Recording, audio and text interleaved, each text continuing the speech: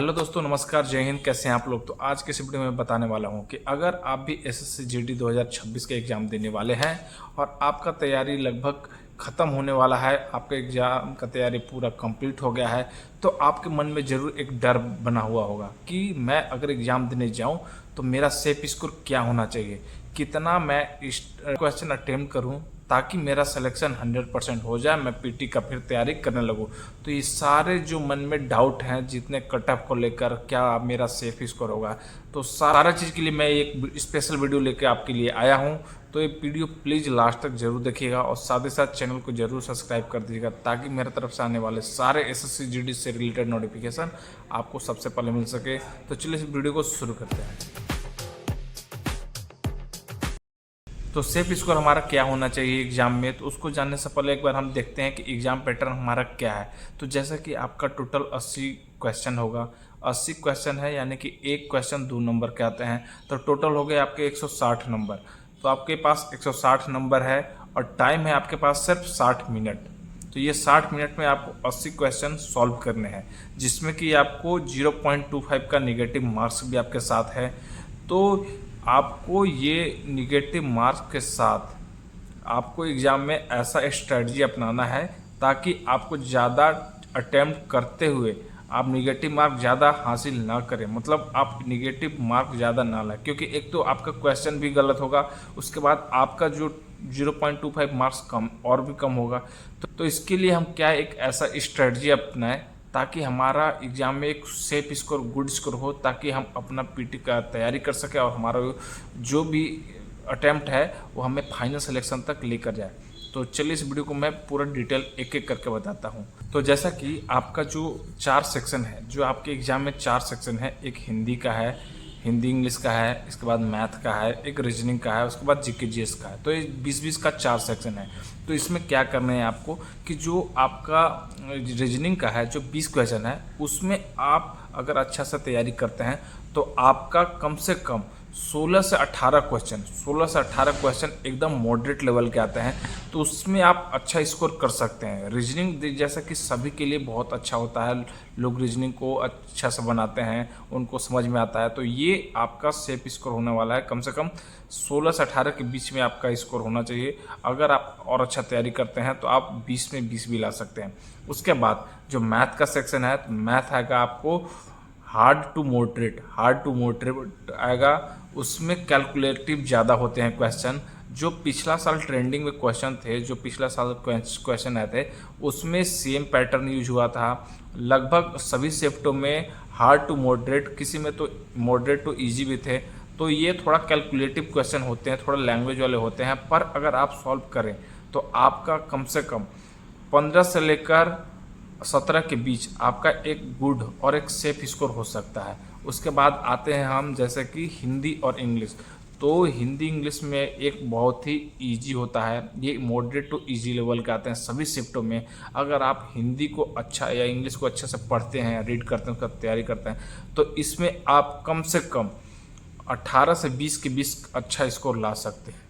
अगर आपने अच्छा से तैयारी किया है तो 18 से 20 के बीच आप नंबर ला सकते हैं। और जैसे कि जीके जीएस है, तो ये एक ऐसा सेक्शन है, इसमें आप एक्सपेक्ट नहीं कर सकते कि क्वेश्चन कहाँ से आएगा, क्योंकि जब भी एसएससी एग्जाम लेता है तो उसका जीके जीएस जो सेक्शन है उसमें क्या करता है कि वो अलग ही तरह का क्वेश्चन लाता है, जो आप एक्सपेक्ट नहीं कर सकते, जो आपको लगभग बुक में भी नहीं मिलेगा। उसमें क्या है कि करंट अफेयर्स का कुछ क्वेश्चन ऐसे आते हैं जो या तो रिसेंटली भी हो सकते हैं, कुछ मंथ पहले वाला, या आपको 1 साल के पहले वाला भी हो सकते हैं।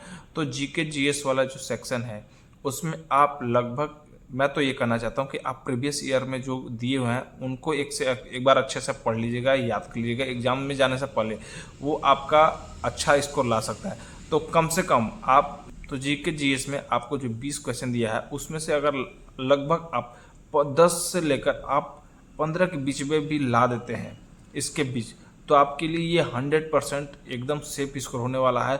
और साथ ही साथ आपका ये स्कोर आपको सिलेक्शन तक लेकर जाएगा, क्योंकि आपका लगभग, अगर एक मान के चले तो ओवरऑल आपका एक बेस्ट सेफ स्कोर होना चाहिए 60 से लेकर 72 के बीच, ये आपका गुड स्कोर है। अगर इस जोन में, इस नंबर के बीच में आते हैं, 60 से 72 के बीच आप आते हैं, नंबर लाते हैं अच्छे, अगर सेफ स्कोर करके लाते हैं, सही करके लाते हैं, तो आपका एकदम हाई चांस हो जाता है कि आपका सिलेक्शन इस बार 100% होगा।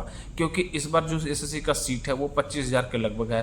तो इस बार भी क्या है कि कट ऑफ कुछ स्टेटों में बहुत ही हाई जाते हैं, जैसा कि आप राजस्थान वाले ले लीजिए, राजस्थान हो जाएगा, आपका यूपी हो जाएगा, उसके बाद आपका बिहार हो जाता है, उसके बाद ये महाराष्ट्र बोर्ड हो जाता है। तो ये कुछ 4-5 और दिल्ली वाले एरिया हैं, ये सब में क्या है, स्टेटों में आपका बहुत ही हाई कट ऑफ जाता है।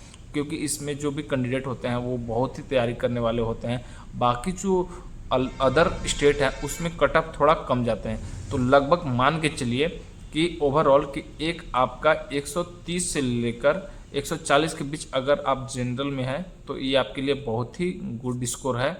और बाकी के लिए वही मान लीजिए 10-10 नंबर नीचे ले आइए, तो आपका कम से कम, अगर आप ओवरऑल कोई कैंडिडेट हैं तो आप एकदम टारगेट कीजिए कि मुझे 130 से लेकर 140 के बीच नंबर लाने हैं, ताकि मेरा सेफ स्कोर में आ जाए और हम अपना नेक्स्ट जो है पीटी का तैयारी कर सकें।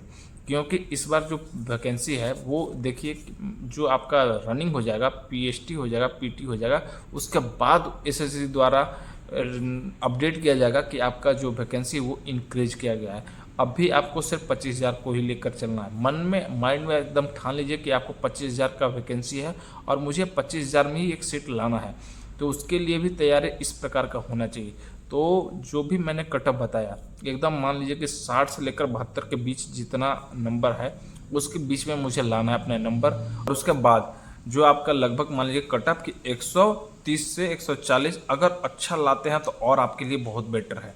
तो ये आपका कट ऑफ एकदम सेफ होने वाला है।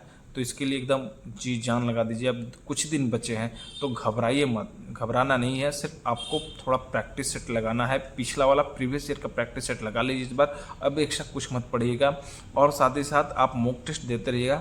और जब जब शिफ्ट होता है एसएससी का, जब जब शिफ्ट होता है उसी टाइम आप मॉक टेस्ट दीजिए, ज़्यादा मॉक टेस्ट उसी टाइम दिया कीजिए, ताकि आपको एग्ज़ाम में भी जाइएगा तो आपको ऐसा ना फील होगा कि मैं घबरा गया हूँ। क्योंकि एग्ज़ाम में क्या होता है कि जब कैंडिडेट घर पर पढ़ता है तब तक उसको ठीक लगता है, अगर वो जाता है एग्ज़ाम में, शिफ्ट एग्ज़ाम में देने, तो एग्ज़ाम के शिफ्ट में जब एग्ज़ाम देता है तो उस टाइम वो घबराहट में सही क्वेश्चन को, जो सही उसको याद है, उसको भी गलत कर देता है। तो वही चीज़ घबराहट को निकालने के लिए आप भी अपने घर पर उसी टाइम आप प्रैक्टिस कीजिएगा, प्रैक्टिस सेट लगाइएगा जिस टाइम आपका एसएससी का शिफ्ट चलता है। अगर 4 शिफ्ट जैसे चलता है तो उसमें आपको चारों शिफ्ट में आपको एक एक मॉक टेस्ट देना जाए, ताकि आपका अंदर का जो घबराहट है, एकदम टाइमर लगा दीजिएगा अपने मोबाइल में। उसके बाद एकदम पेन पेपर लेकर एकदम सारा वैसा ही क्वेश्चन सॉल्व कीजिएगा।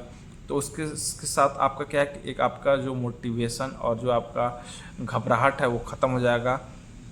तो जो भी कैंडिडेट तैयारी कर रहे थे उसके लिए बहुत मुझे कमेंट कर रहे थे कि सर एक ऐसा कट ऑफ और एग्ज़ाम का सेफ स्कोर क्या है, इस पर एक वीडियो बनाने के लिए। तो ये वीडियो आपके लिए बहुत ही हेल्पफुल होने वाला है। और इसको लेकर आप अपने माइंड में एकदम ऐसा बना लीजिए कि हाँ, मुझे इस बार एग्ज़ाम निकालना तो निकालना है। क्योंकि एग्ज़ाम डेट भी अब नज़दीक आ गया है, आपका लगभग कुछ ही दिन बचे हैं, 10 दिन की, जिससे के बाद आपका एग्ज़ाम स्टार्ट हो जाएगा। और अपना जो भी एग्ज़ाम है उस पर फोकस कीजिएगा। बीच में ये 10 दिनों में एकदम लापरवाही मत कीजिएगा और अपने मंजिल को पा लीजिएगा। चलिए इस वीडियो को यहीं तक। कैसा लगा वीडियो कमेंट जरूर कीजिएगा, साथ ही साथ वीडियो को शेयर भी कीजिएगा और साथ ही साथ चैनल को सब्सक्राइब कर दीजिएगा, ताकि मेरे तरफ से आने वाले सारे एसएससी के नोटिफिकेशन आपको सबसे पहले मिल सके। तो चलिए इस वीडियो को यहीं तक।